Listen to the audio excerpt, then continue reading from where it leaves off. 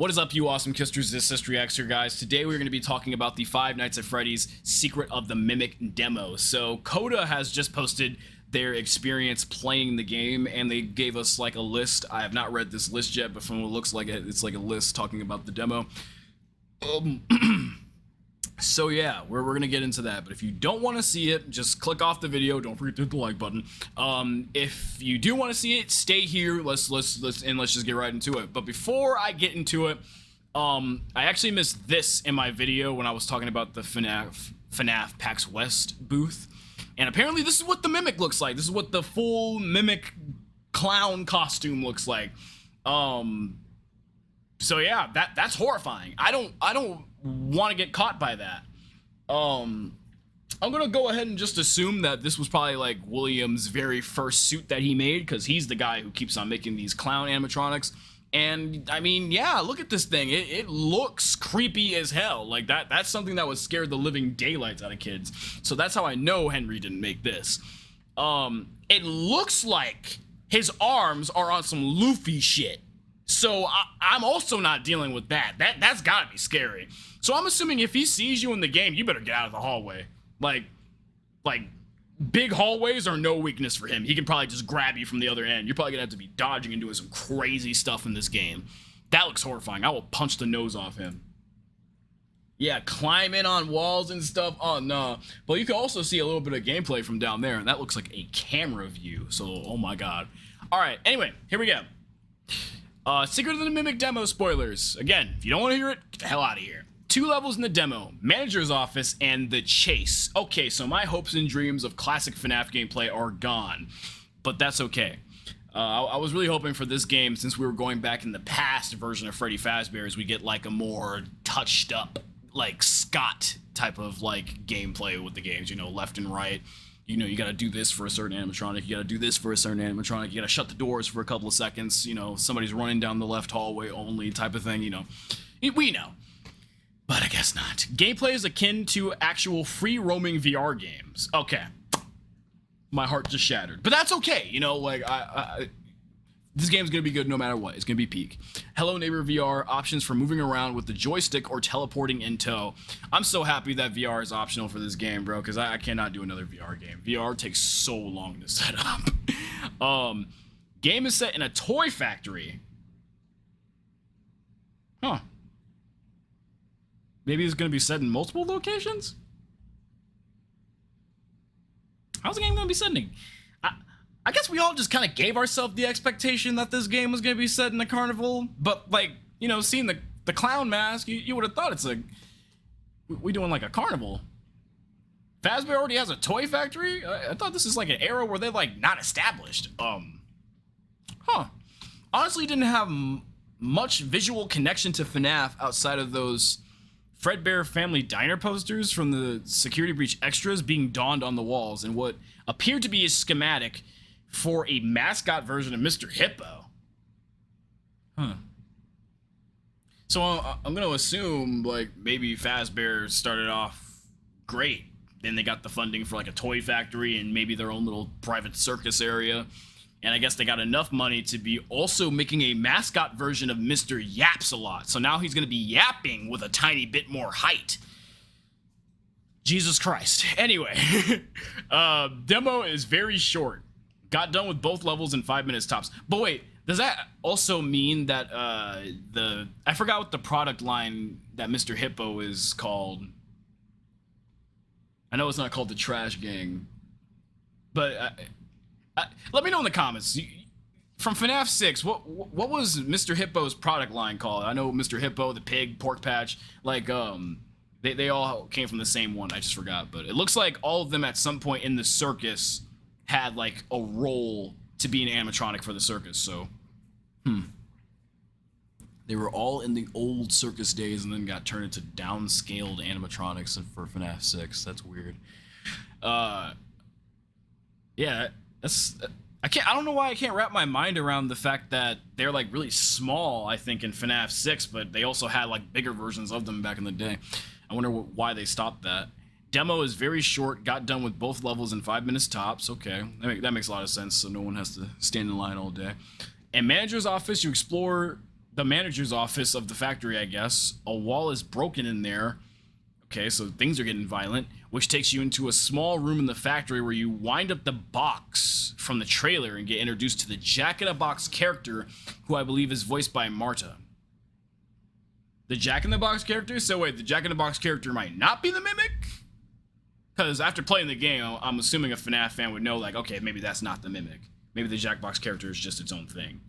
But I'm still gonna say it's the Mimic, because, like, you know, they promoted the game with the Jack-in-the-Box character, then said Secrets of the Mimic. Why wouldn't the Secrets of the Mimic, or why wouldn't the Mimic be promoted in the Secrets of the Mimic demo? So that's probably like his animatronic shell. Okay. From there, you take the crank to open a door in the manager's office, which takes you down a hallway leading to a mailroom featuring an NPC reminiscent of the staff bots who's sorting the mail. Oh, okay. So even back in the day, Fazbear had their own little staff bot robots. You know what? Now that I kind of think about it, it's not too out of the ordinary for Henry and William to, like, get so much money that they have enough funding to, like, make these type of robots that just do the work for them. Like, they're, like, creative brains give them their cash. So yeah, that's how they are probably affording, like, a toy factory, mascot versions of Mr. Hippo, Jack-in-the-Box animatronics, you know, and all this stuff. And then they become this big haunted business.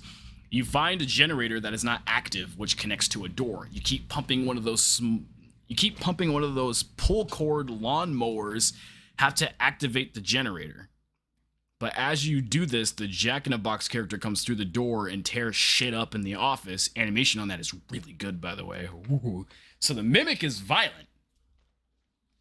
And by the way, in the comments, y'all are free to correct me if I'm incorrect about the Mimic being the Jack-in-the-Box character. I'm still thinking he's...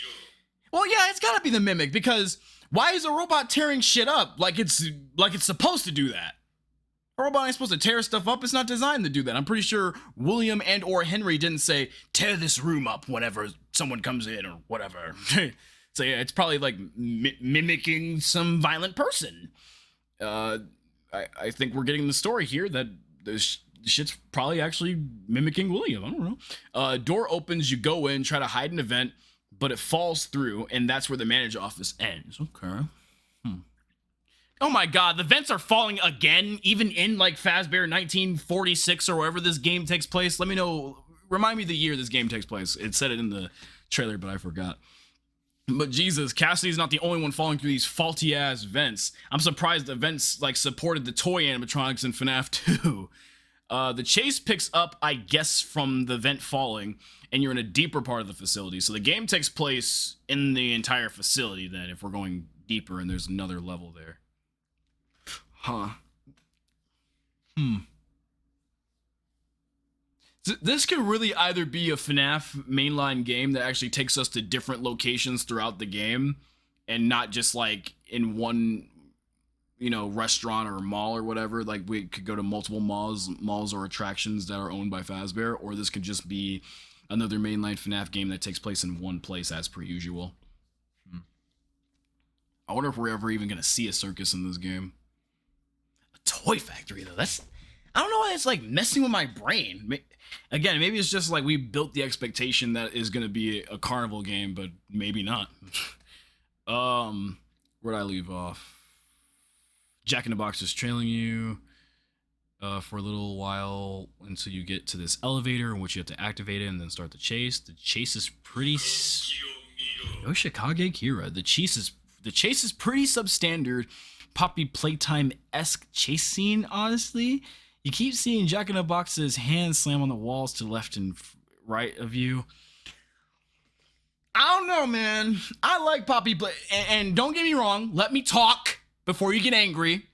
I like Poppy Playtime. It's a great game. I love the details and the horrifying shit the devs put in there, especially after that catnap chapter. Don't get me wrong, I like it, but bro, I hate Poppy chases. Like, they expect you to, like, know that you need to cut left, cut right, cut left, cut right, blah, blah, blah. Keep on doing, like, 15 split-second things, but then you also die while that happens. Then you have to restart the chase, then the chases don't get fun anymore.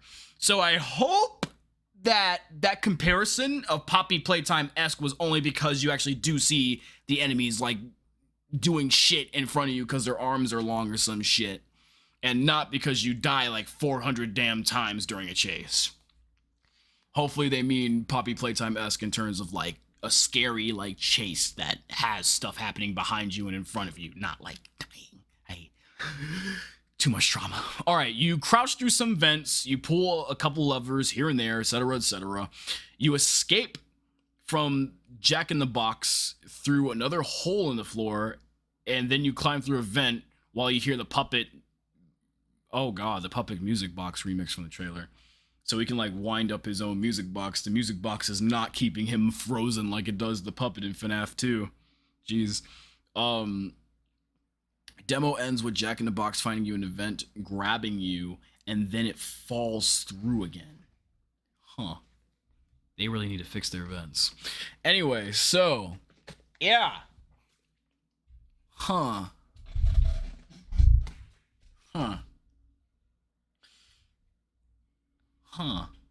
Maybe like from inside of the toy factory, which is probably going to have a lot of windows at the beginning of the game, you'll see the circus nearby through the windows. Maybe it's like Five Nights at Freddy's where like during the night shift you're at your job in the toy factory, and then you have to like run away from the animatronics trying to kill you. And then maybe during the day shift, you're actually able to go to the carnival, interact with different games, and find more secrets.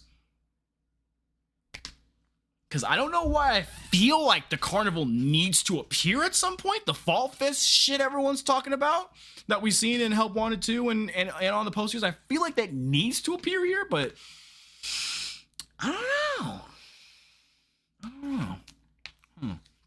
Let me know what you guys think about the Secrets of the Mimic demo. Do you guys think it's just going to take place in the toy factory and we might just see the carnival like in the background or something like that? Or do you guys think we're going to be going to multiple locations? Let me know.